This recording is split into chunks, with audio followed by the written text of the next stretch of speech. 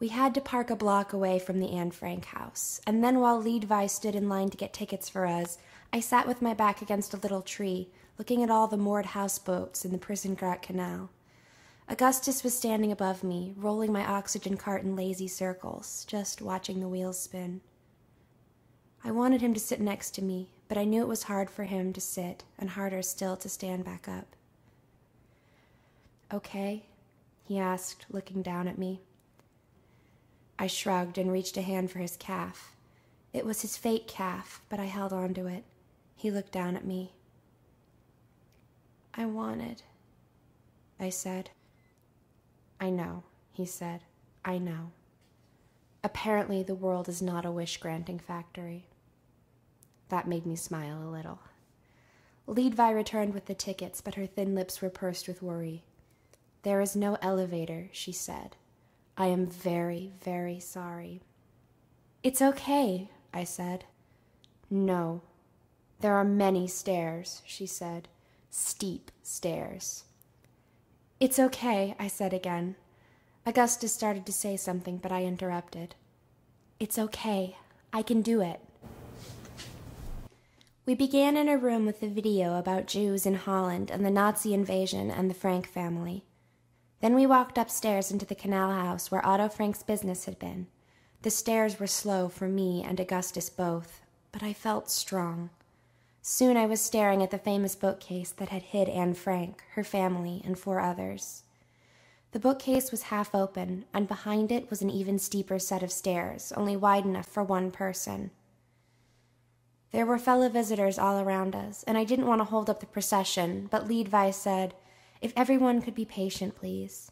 And I began the walk up, Leadvi carrying the cart behind me, Gus behind her.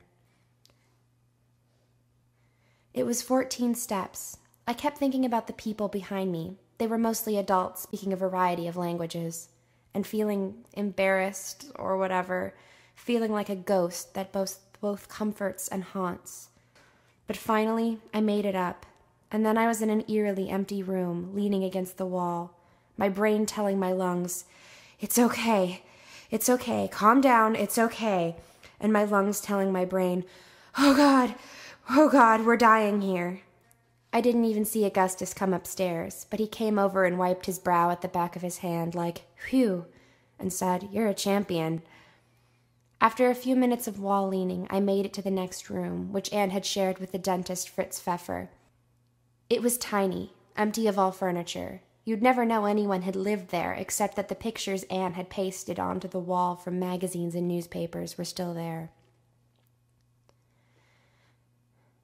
Another staircase led up to the room where the Van Pels family had lived. This one steeper than the last, and 18 steps, essentially a glorified ladder. I got to the threshold and looked up, and figured I could not do it, but also knew the only way through was up. "Let's go back," Gus said behind me. "I'm okay," I answered quietly. It's stupid, but I kept thinking I owed it to her, to Anne Frank, I mean, because she was dead and I wasn't, because she had stayed quiet and kept the blinds drawn and done everything right and still died, and so I should go up the steps and see the rest of the world she'd lived in those years before the Gestapo came.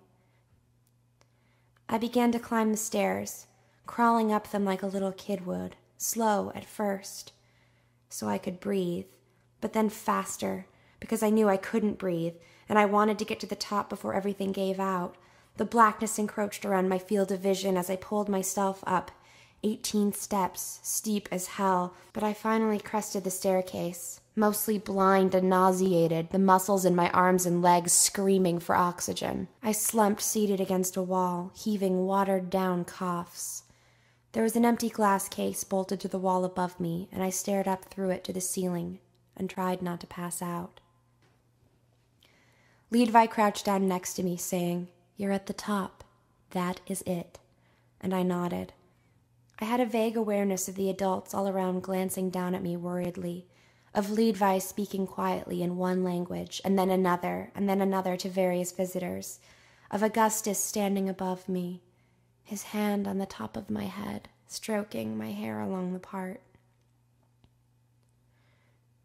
After a long time, Leadvi and Augustus pulled me to my feet. and I saw what was protected by the glass case. Pencil marks on the wallpaper measuring the growth of all the children in the annex during the period they lived there, inch after inch, until they would grow no more.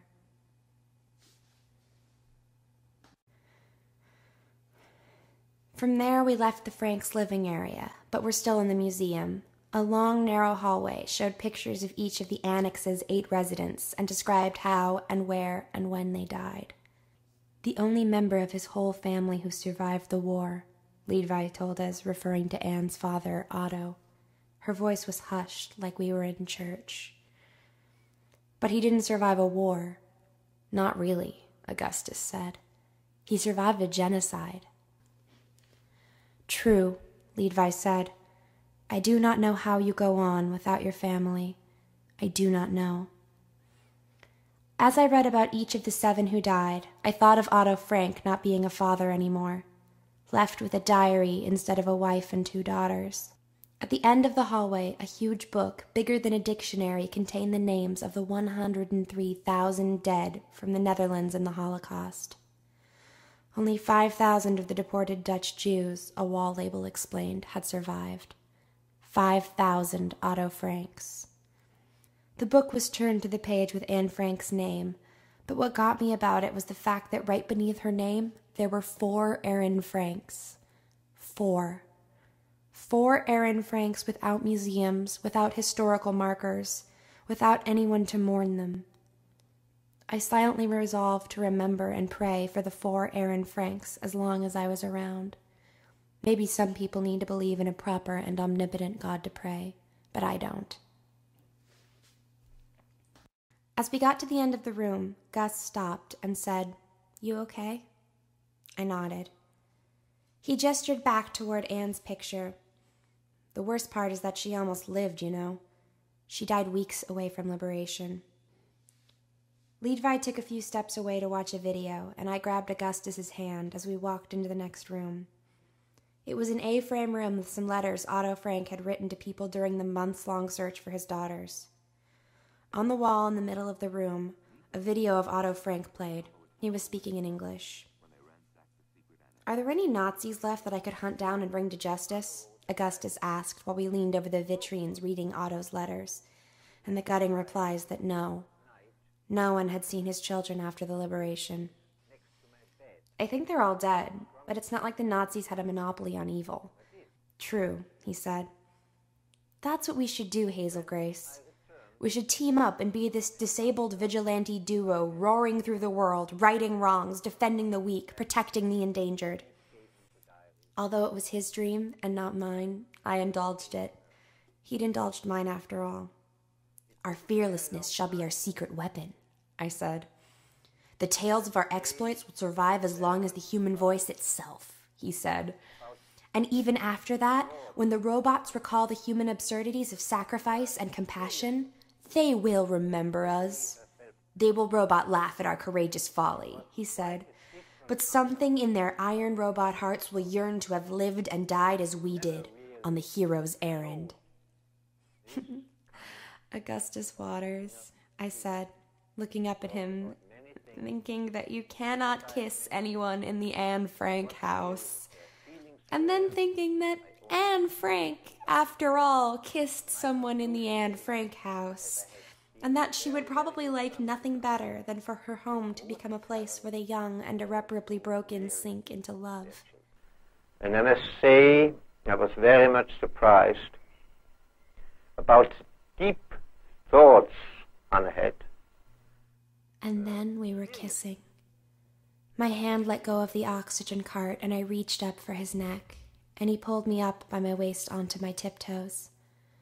As his parted lips met mine, I started to feel breathless in a new and fascinating way. The space around us evaporated, and for a weird moment, I really liked my body. This cancer-ruined thing I'd spent years dragging around suddenly seemed worth the struggle, worth the chest tubes and the PICC lines and the ceaseless bodily betrayal of the tumors. It was quite a different Anna I had known as my daughter. She never really showed this kind inner feeling. The kiss lasted forever as Otto Frank kept talking from behind Many me. things. And my conclusion is, as I had been in very, very good terms with Anna, that most parents don't know really their children. And I so realized know that my eyes too, were closed and opened them.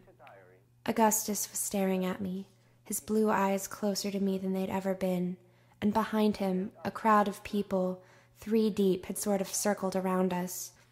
They were angry, I thought, horrified. These teenagers with their hormones making out beneath a video broadcasting the shattered voice of a former father. I pulled away from Augustus, and he snuck a peck onto my forehead as I stared down at my Chuck Taylors. And then they started clapping. All the people, all these adults just started clapping, and one shouted "Bravo" in a European accent. Augustus, smiling, bowed. Laughing, I curtsied ever so slightly, which was met with another round of applause. We made our way downstairs, letting all the adults go down first, and right before we got to the cafe, where blessedly an elevator took us back to the ground level and the gift shop, we saw pages of Anne's diary, and also her unpublished book of quotations. The book happened to be turned to a page of Shakespeare quotations. "For who so firm that cannot be seduced," she'd written.